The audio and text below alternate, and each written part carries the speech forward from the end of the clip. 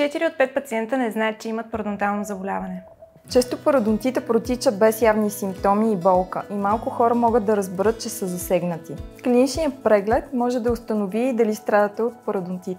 Болестта може да засегне и млади хора. При възрастни е по-разпознаваемо поради натрупаните през годините фактори. Целувките и близкия контакт играят роля при предаването на инфекцията. Деца с родители, които страдат от пародонтит, имат по-голям риск от развитие на болестта в по-ранна възраст. Диабетът също е фактор. При тези пациенти е важно да се придържат към правилната рутинна грижа за зъбите от дома и редовно да посещават зъболекаря си. Когато пациентите открият, че имат отдръпващи се венци, те често питат: венците ми ще пораснат ли отново?